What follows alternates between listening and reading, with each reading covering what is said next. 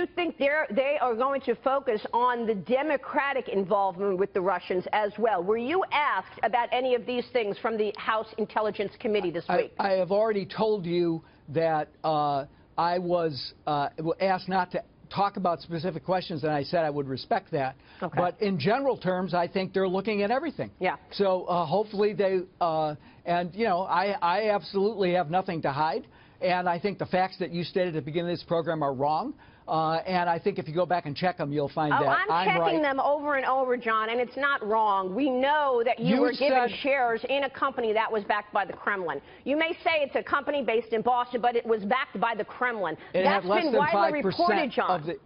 Maria, less than 5% of that company was owned was an investment by the Russian company. It was not a backed. Why did you go on the board? Why was that company so attractive to you?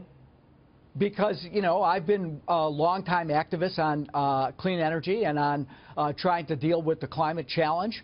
And this was a promising company. The fact that the price of oil has been down so long has made the entries into that space very, very difficult. John, but it was what they were trying to do was to produce liquid fuel from carbon dioxide and from the sun through a biotechnology process. John, it was an extremely promising high-tech company in the United States. There's a real question about what the response from the DNC was when your emails were hacked. I mean, look, obviously your emails were hacked, the DNC emails were hacked. It was a huge deal during the campaign, and it may very well have swayed people in terms of the election. Now, Congressman Trey Gowdy of South Carolina is asking why a decision was made not to turn over the Democratic National Committee and Hillary Clinton's email server to law enforcement or intelligence agencies. When you got hacked, why wasn't the DNC got hacked? Why wasn't the DNC server passed over? Why wasn't it given to law enforcement and the intelligence agencies? Did you not want government agencies to investigate this?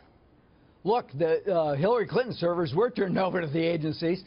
With respect to the DNC, I wasn't involved with that. I was the chair of Hillary's campaign. That was a matter for the DNC. I don't know the circumstance of whether they were asked for them or whether they said yes or no. But I think that if anything, it looks like the FBI was fairly casual, maybe is a kind word, about the fact that they were what they knew, how much they were investigating. They were lackadaisical in their approach to the DNC.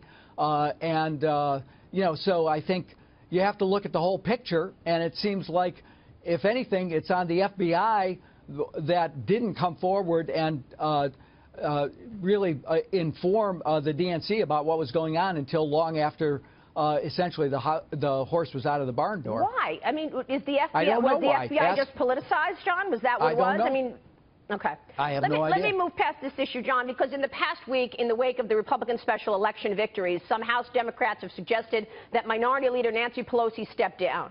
They're calling into question her leadership, the party's agenda, even the Democratic brand. Do you think Nancy Pelosi should step down? Look, I think Nancy Pelosi's been an effective leader of the Democrats in the House.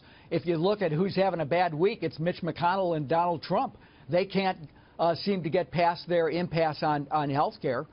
So I think that, you know, Nancy Pelosi has been an effective leader, and she will be the leader as long as she wants to be the leader.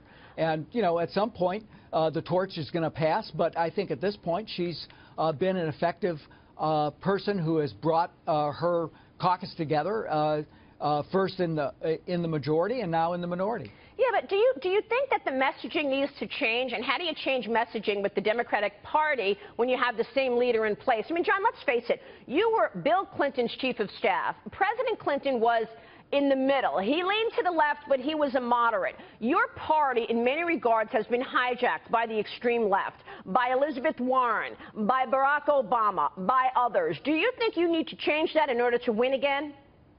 You know, look, that will be on the ballot in 2018, but I think most importantly in the next presidential race.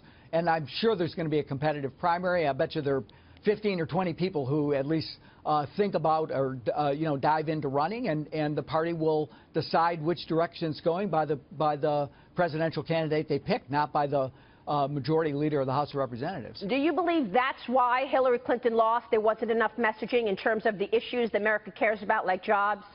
Look, I think we had a strong economic program that we put forward, but it was, you know, it was hard to get the sun was sort of blocked out by the debate we were having with Donald Trump on his antics and his issues. John, we appreciate your time this morning. Thank you so much for answering the important questions America cares about. All right, Maria. John Podesta.